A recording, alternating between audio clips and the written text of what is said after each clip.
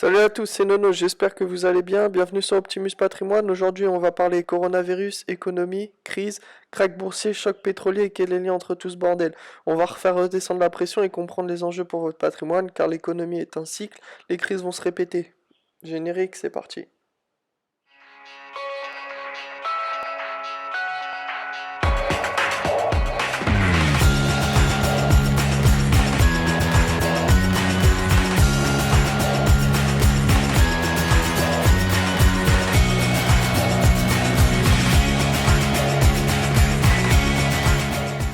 Ok, donc l'économie c'est quoi? C'est un cercle fermé où les dépenses des uns génèrent les revenus des autres. Des deux côtés de notre économie, on a l'État, les entreprises et les ménages. D'un côté, ils vont acheter, investir, donner des subventions, offrir leur force de travail, c'est la demande, ce sont les dépenses. De l'autre, ils vont vendre, réaliser des profits, récolter l'impôt et percevoir un salaire, c'est l'offre, ce sont les revenus.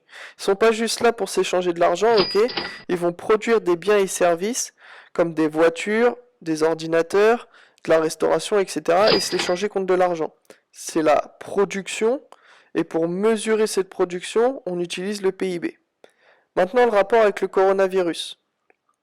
Pour que cette économie fonctionne et réalise des profits, réalise de la croissance, c'est-à-dire que la production augmente d'un trimestre sur l'autre, voire d'une année sur l'autre, il faut que les biens et services continuent de s'échanger et que l'argent circule toujours. Pour cela, il faut que les dépenses, donc la demande, doivent augmenter, ce qui fera augmenter les revenus, donc l'offre, et débouchera sur une augmentation de la production et de la croissance. Sans croissance, on a une diminution des revenus, donc une diminution de la production, puis une diminution des dépenses, l'économie va ralentir, les biens et services vont s'échanger moins rapidement, dans une quantité plus faible, l'argent circule moins vite également, et dans le pire des cas, la croissance sera négative. On parle de récession.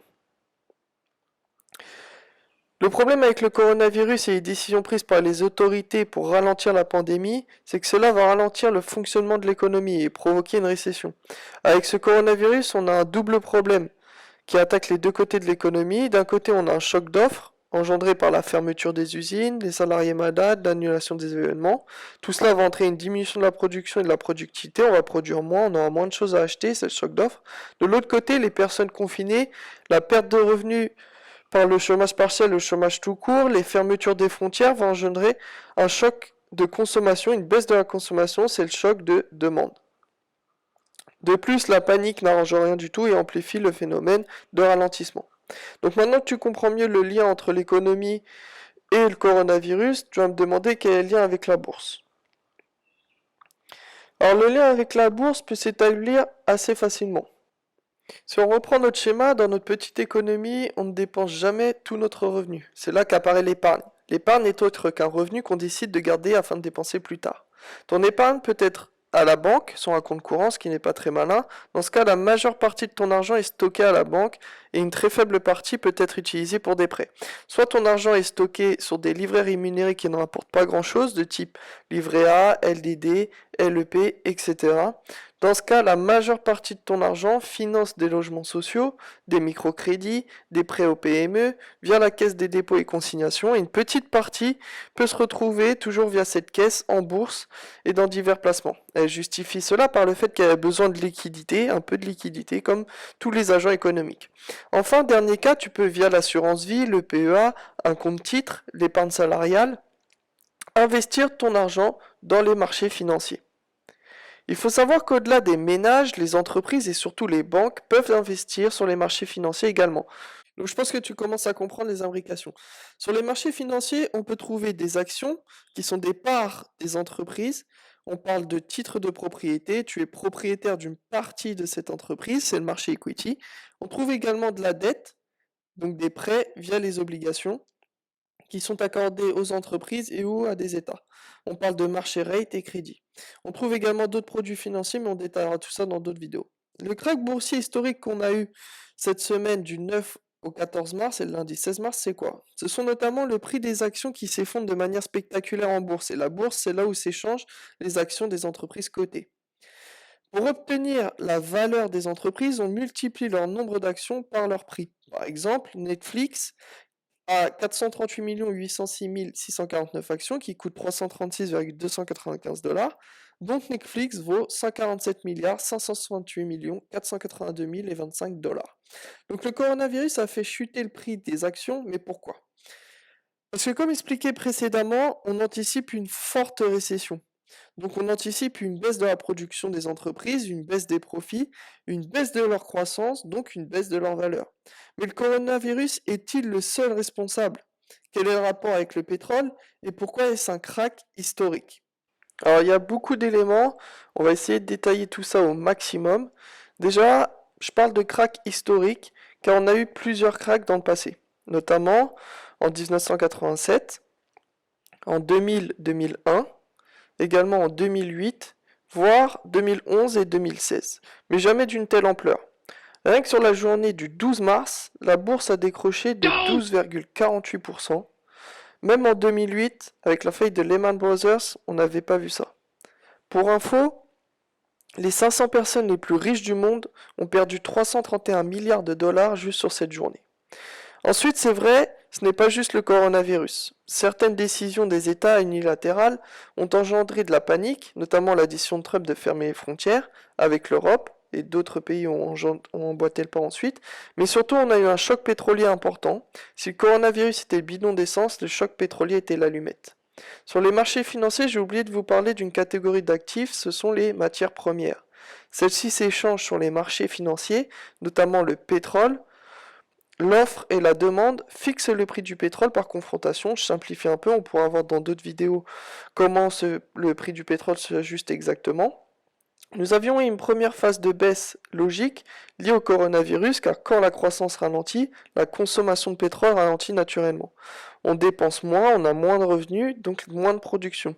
De plus, les mesures de confinement, la baisse des déplacements, l'arrêt des usines, forcément la consommation de pétrole baisse. Mais ce qui a mis le feu aux poudres, c'est une réunion entre l'OPEP, les pays producteurs et exportateurs de pétrole, et la Russie. Durant cette réunion, l'Arabie Saoudite, qui a fait partie de l'OPEP, voulait diminuer la quantité de pétrole produite afin de maintenir les prix. Mais la Russie était contre et souhaitait même l'augmenter un petit peu. La réunion s'est mal terminée, l'Arabie Saoudite a décidé d'augmenter sa production et de casser les prix. Les Russes ont répliqué en augmentant leur production, précipitant les prix du baril du pétrole en dessous des 29 $, et créant un choc pétrolier dans une situation déjà compliquée, et provoquant ainsi un krach boursier historique. Mais pourquoi avoir cassé les prix du pétrole comme ça alors que c'est la principale source de revenus de l'Arabie Saoudite? Alors c'est vrai que c'est sa principale source de revenus, il y a plusieurs hypothèses. Tout d'abord, il y a la version officielle, l'Arabie Saoudite n'a pas apprécié que la Russie quitte la table de négociation, donc en représailles, elle a inondé le marché de pétrole et cassé les prix afin de prendre des parts de marché et nuire à la Russie, sachant que c'est également l'une de ses principales sources de revenus. Ensuite, la première hypothèse des spécialistes, c'est que la Russie et l'Arabie Saoudite essaient de gagner des parts de marché et surtout de mettre la pression sur les États-Unis et le pétrole de schiste. Il faut savoir que les entreprises de pétrole de schiste sont lourdement endettées et avec un baril en dessous des 40 ou 50 $, sont pas du tout rentables et donc feront faillite à court terme. Alors la deuxième hypothèse, c'est que la fin du pétrole est proche selon certains observateurs, peut-être 2040-2050. L'Arabie Saoudite aurait des stocks de pétrole pour jusqu'en 2100, donc pourquoi ne pas tout vendre le plus vite possible à moitié prix, plutôt que d'avoir du pétrole qui vaut zéro à partir de 2050. Voilà, j'espère que ça a été plus clair. Une dernière chose, tu as peut-être entendu parler du signe noir, donc qu'est-ce que c'est? Le signe noir, c'est une théorie de Nassim Nicholas Taleb, ancien trader et aujourd'hui enseignant à l'université de New York. Il a théorisé ce concept en finance et l'a élargi depuis à d'autres domaines. Le signe noir est en fait une métaphore pour décrire un phénomène qui a 3 critères selon lui. Le premier critère, il est imprévisible et prend par surprise. Le deuxième critère, il a des conséquences majeures. Et le troisième critère, a posteriori, on estime que cet événement était prévisible. Donc pourquoi il utilise cette métaphore? Parce que au XVIe siècle, on n'observait que des signes blancs. Donc le consensus avait dit que les signes étaient tous blancs. De nombreuses années plus tard, au XVIIe siècle, un explorateur en Australie a découvert des signes noirs, remettant en cause cette vérité fondamentale et le consensus. Pourquoi il a utilisé cette métaphore pour la finance? Parce qu'en fait, en finance, on utilise énormément les systèmes probabilistes et que, selon lui, de nombreuses probabilités sont sous-estimées et du coup, des événements sont imprévisibles et déclenchent des cataclysmes. Je te conseille de lire son livre, Le signe noir, où tu verras plus en détail sa théorie et c'est très intéressant. Selon moi, on peut clairement considérer le coronavirus comme un signe noir. Certains observateurs vous diront que l'on voit des troupeaux de signes noirs dans le sens où à chaque baisse de marché, le moindre événement est un signe noir. Alors c'est vrai que certaines personnes exagèrent et il faut faire attention dans les analyses, fiez-vous aux critères que j'ai énumérés précédemment.